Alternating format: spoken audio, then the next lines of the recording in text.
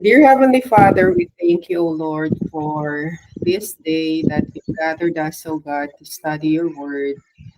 And in Yeshua's name, we lift up this study, O Lord, and we acknowledge, Father God, that apart from you, we can do nothing, O God. And apart from you, we're not going to be able to understand what we're going to go through, Father God. But we ask, Lord, your spirit be upon us, give us wisdom and guidance, and instill your word in our hearts, Father God. We love you, Jehovah, our God, with all our hearts, with all our souls, and with all our strength and resources. And help us, Father God, to always love our neighbors as ourselves. Amen. So, kagaya nung sinabi ko dun sa chat, nandun na tayo sa Revelation 8. Pakibasa verses 1 hanggang 5. Nang isalin ng kordero ang ikapitong selyo, naghari sa langit ang katahimikan sa loob ng halos kalahating oras. Pagkatapos nito'y nakita ko ang pitong anghel na nakatayo sa harapan ng Diyos at binigyan ng trumpeta ang bawat isa sa kanila. Dumating isa pang anghel na may dalang ginto, sunugan ng insenso at tumayo naman sa harap ng dambana. Binigyan siya ng maraming insenso upang ihandog sa dambanang ginto na nasa harap ng trono. Kalakip ng dalangin ng mga hinirang ng Diyos. Mula sa kamay ng anghel ay unti-unting tumaas sa harapan ng Diyos ang usok ng insenso, kalakip ng dalangin ng mga hinirang ng Diyos. Pagkatapos ang anghel ay kumuha ng mga baga mula sa dambana, inilagay sa sunugan ng insenso at inihagis sa lupa, at biglang kumulong, nag-ingay, kumidlat at lumindol. Okay, thank you. So, dito, no, sa verse 8, kasi di ba yung previous chapters, diniscuss natin kung yung seven seals. Okay, tapos meron siyang gap, I think isang chapter. And then pagdating dito na sa chapter 8, ayun na, bumalik na naman yung seven seals, which is eto ngang verses 1 hanggang 2. Ito yung seventh seal na binuksan, di ba?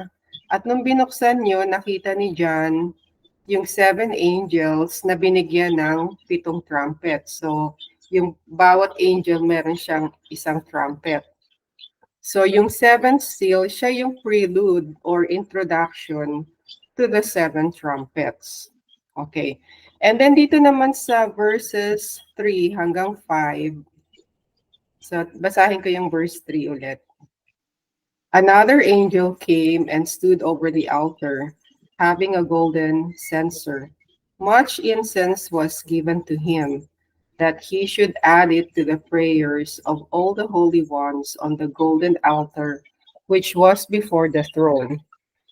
The smoke of the incense with the prayers of the holy ones went up before God out of the angel's hand. So, um, kasi 'di ba sa heaven meron ding tabernacle. Kasi nga 'di ba si Lord, pinagawa niya si Moses ng tabernacle dito sa earth. Pero ang sinabi niya, kopyahin kung ano yung tabernacle dun sa heaven. So dito sa tabernacle sa earth, merong altar dun sa loob ng tabernacle na kung saan nag-offer sila ng incense doon. Tapos sa tabernacle naman sa heaven, meron ding altar na kung saan nag-offer sila ng incense. So habang nag-offer sila ng incense, andon kasabay na pumapanik sa Panginoon yung mga panalangin ng mga banal niya, di ba? Ng mga tao niya, yung mga believers niya, tayo, di ba? Kaya it is a good thing kasi this is really good to know kasi minsan 'di ba parang 'pag nagpe-pray tayo parang wala namang hindi natin ma-feel, 'di ba? O kaya sabihin natin parang hindi naman tayo naririnig ni Lord kasi parang wala namang nangyayari sa prayers natin. Pero eto, this is a really good encouragement kasi 'di ba, yung prayers pala natin, they go up before God, you know? So nakakarating sa kanya yung mga prayers natin, yung mga panalangin natin. Amen. Okay, and then dito sa verse 5, the angel took the censer and he filled it with the fire of the altar and threw it on the earth. There followed thunders, sounds, lightnings, and an earthquake. Okay, so nung binato ng angel, or tinapon niya, di ba? Dun sa earth, nagkaroon ng thunder, sounds, lightnings, and earthquake. Okay, so dito naman sa verses 6 hanggang 13 ng Revelation, eto naman yung first four trumpets. Okay, sige, pakibasa verses 6 hanggang 13. At humanda ang 7 anghel upang hipan ang kanilang trompeta. Hinipan ng unang anghel ang kanyang trompeta at umulan ng yelo at apoy na may kahalong dugo. Nasunog ang ikatlong bahagi ng lupa, ang ikatlong bahagi ng mga punong kahoy at lahat ng sariwang damo. Hinipan ng ikalawang anghel ang kanyang trompeta at bumagsak sa dagat ang isang parang malaking bundok na nasusunog. Naging dugo ang ikatlong bahagi ng dagat. Namatay ang ikatlong bahagi ng mga nilalang na naroon at nawasak ang ikatlong bahagi ng mga sasakyang dagat. Hinipan ng ikatlong anghel ang kanyang trompeta at nahulog mula sa langit ang isang malaking bituin. Nagliliyab na parang sulo at bumaksak sa ikatlong bahagi ng mga ilog at mga bukal. Ang bituin ay tinawag na kapaitan. Pumait ang ikatlong bahagi ng ilog at maraming tao ang namatay pagkainom nito.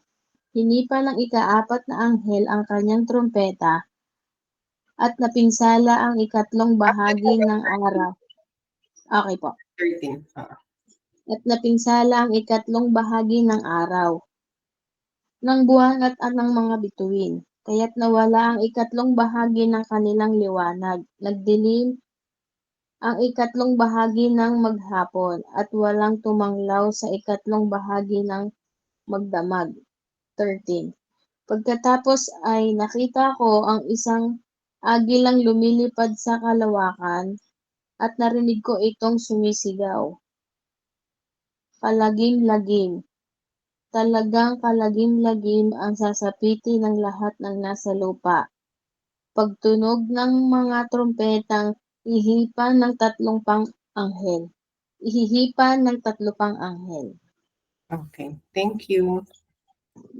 Okay, so dito naman, ayan na yung first four trumpets nung hinipan.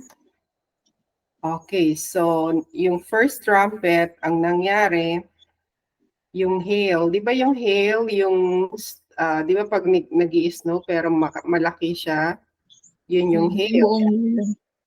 Fire, so lamig at saka init, no? Magkasama.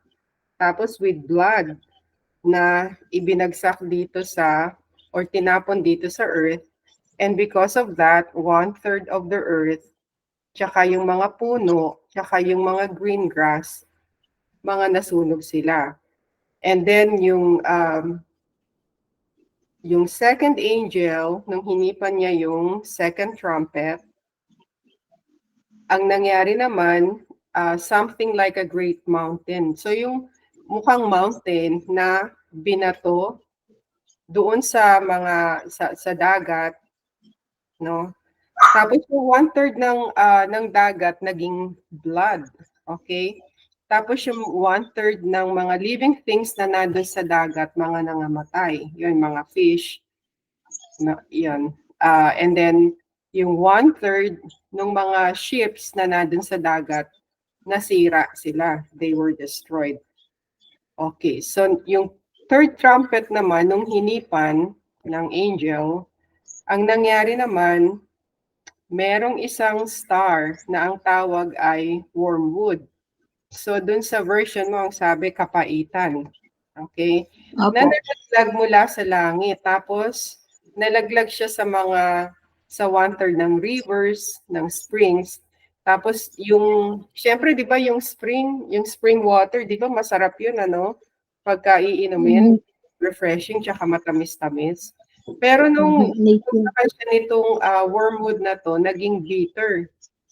Naging bitter yung 1/3 ng tubig. Tapos yung mga nakainom nun, mga nangamatay. Okay, and then yung fourth trumpet, yung 1/3 ng sun, ng moon, tsaka ng stars, na-struck or natamaan. Okay? So that yung 1/3 of them would be darkened and wouldn't shine in day and night.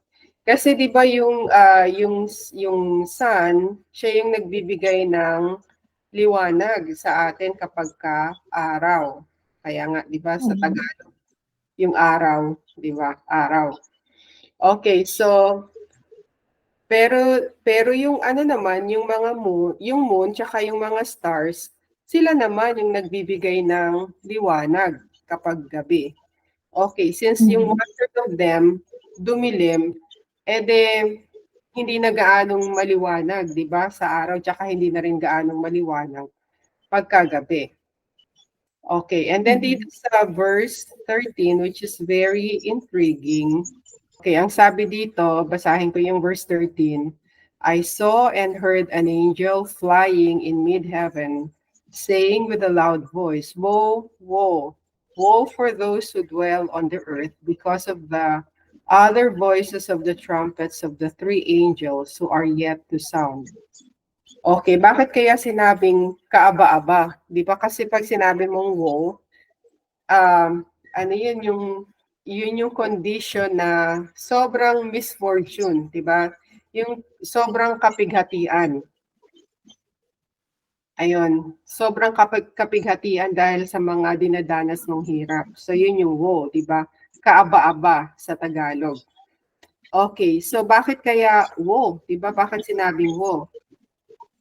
Yung pagka pinatunog pa daw yung remaining three trumpets, di ba yung natitirang trumpets, trumpet number 5, number 6, tsaka number 7. Ano-ano ba sila? Sinabing woe, di ba? Okay, so dito sa chapter 9, verses 1 to 12, dito na natin makikita yung fifth trumpet. Okay, babasahin ko na lang. Verses 1 to 12 ng chapter 9. The fifth angel sounded, and I saw a star from the sky which had fallen to the earth. The key to the pit of the abyss was given to him.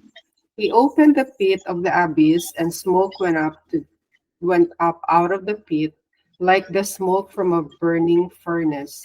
The sun and the air were darkened because of the smoke from the pit.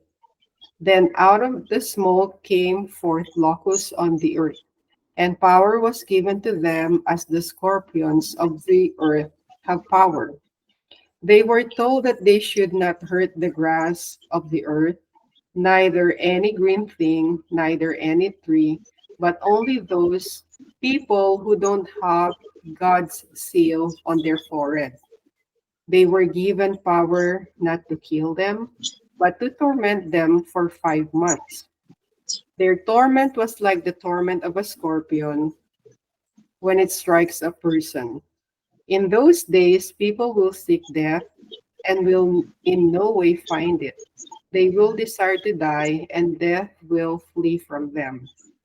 The shapes of the locusts were like horses prepared for war, and on their heads were something like golden crowns, and their faces were like people's faces. Grabe naman yung itsura nitong locust na 'to, 'di ba? Mukha silang horse.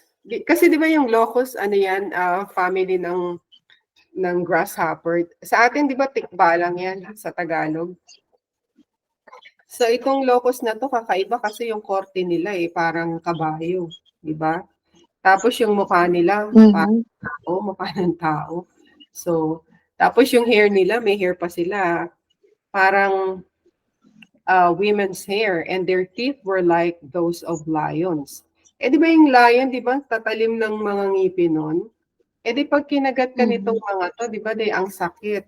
Sabi nga nito, dito parang ano, yung scorpion siya kung kumagat, pero siguro mas matindi pa doon dahil, di ba, parang ngipin ng lion. Kaya lang, hindi ka naman mamatay-matay dahil, yun, kahit sakit na sila, na nanaisin na nilang mamatay, hindi naman sila mamatay-matay. Okay. And then, they had breastplates like breastplates of iron. The sound of their wings was like the sound of chariots or of many horses rushing to war. They have tails like those of scorpions and stings. In their tails, they have power to harm men for 5 months. Wow. Okay, they have over them as king the angel of the abyss. His name in Hebrew is Abaddon, but in Yevanite, he has the name Apollyon. The first woe is past. Behold, there are still 2 woes coming after this. Okay, so ang tawag dun sa trumpets 5, 6, and 7 are first woe, second woe, third woe, respectively. Okay, so di ba yung tikbalang, ayaw yan ng mga farmers kasi kinakain nila yung mga crops, di ba?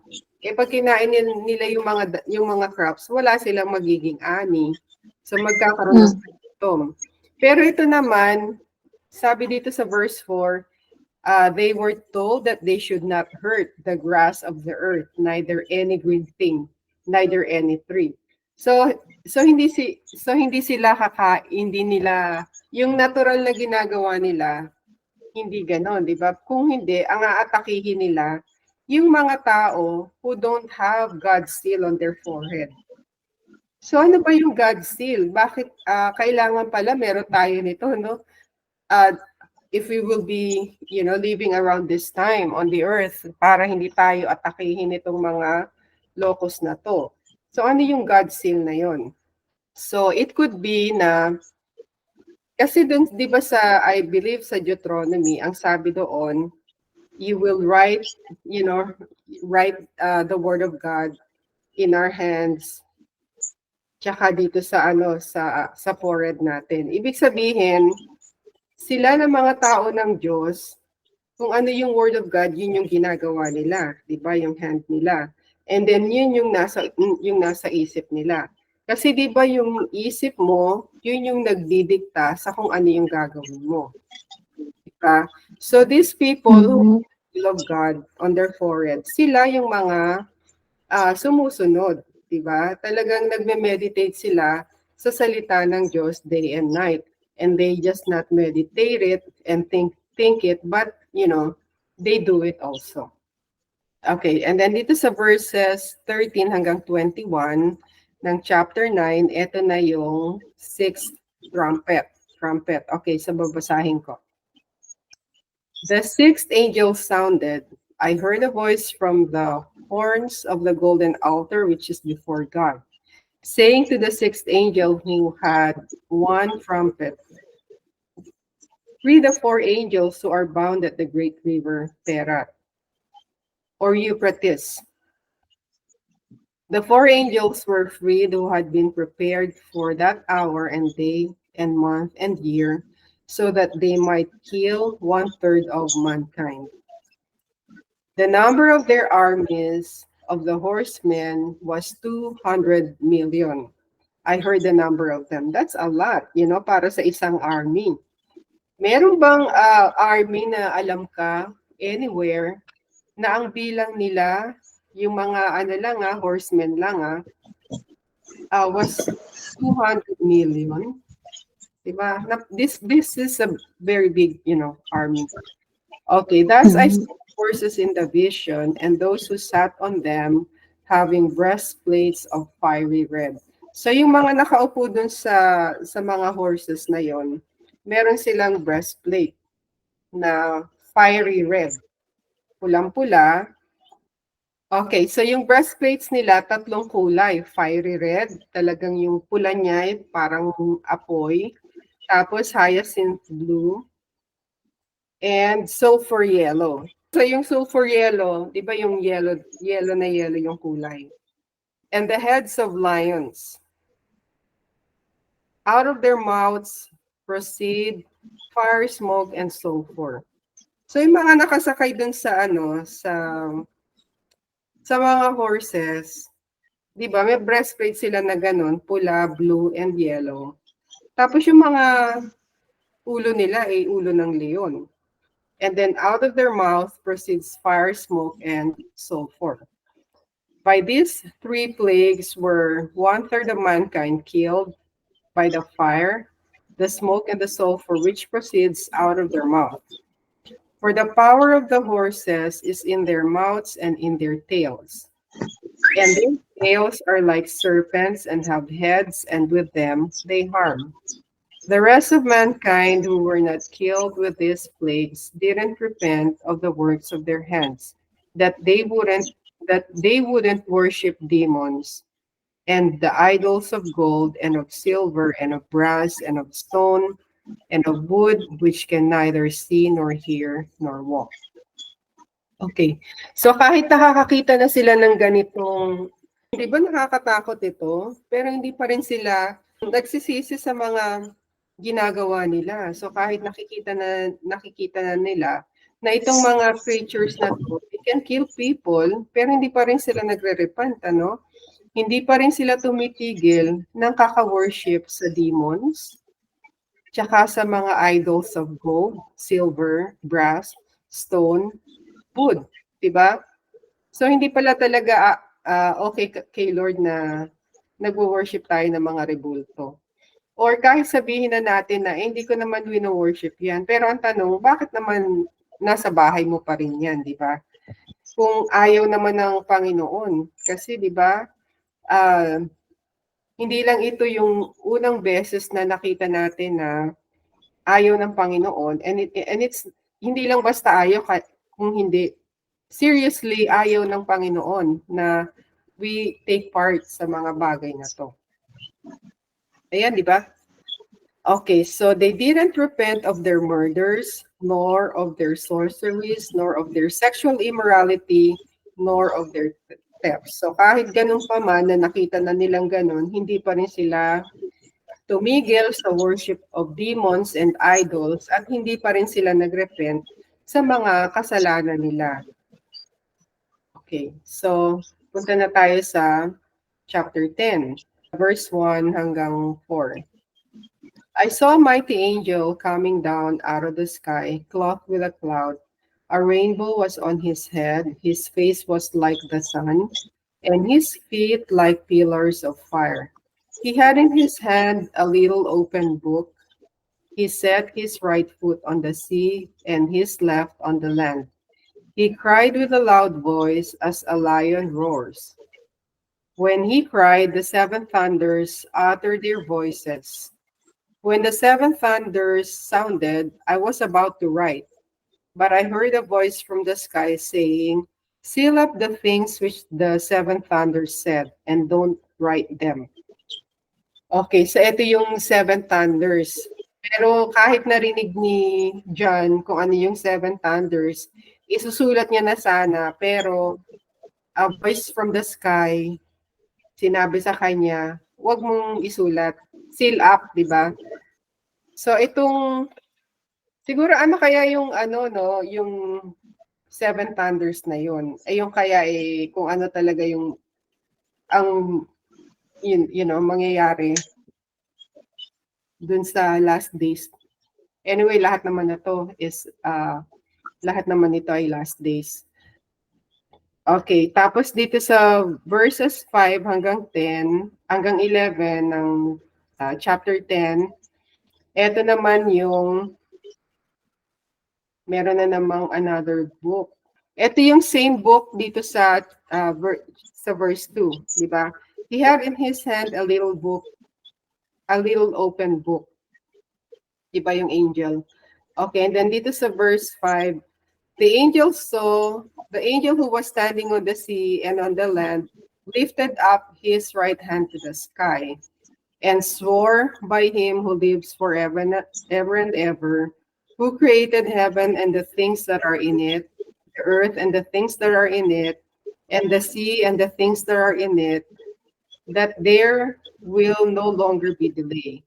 But in the days of the voice of the seventh angel, when he is about to sound, then the mystery of God is finished, as he declared to his servants, the prophets. The voice which I heard from heaven again speaking with me said, go take the book which is open in the hand of the angel who stands on the sea and on the land. Diba? Yung angel sa verse 2, yung angel na to, may hawak-hawak siyang open na book, little book. I went to the angel telling him to give me the little book. He said to me, take it and eat it up. Kainin niya raw yung book na yun. It will make your stomach bitter, but in your mouth it will be as sweet as honey. I took the little book out of the angel's hand and ate it up. Kinain niya. Okay? And it was as sweet as honey in my mouth. Pero nung dumating na, when the book reached his stomach, naging mapait. Pumait yung stomach niya, yung tiyan niya. And then, sa verse 11, they told me, you must prophesy again over many peoples, nations, languages, and kings. Siguro yung nakasulat dun sa book na yun, ano, yun yung prophecy. Kaya lang, prophecy over many peoples, nations, language, and kings. Kaya lang, bakit kaya bitter? Siguro hindi maganda yung prophecy.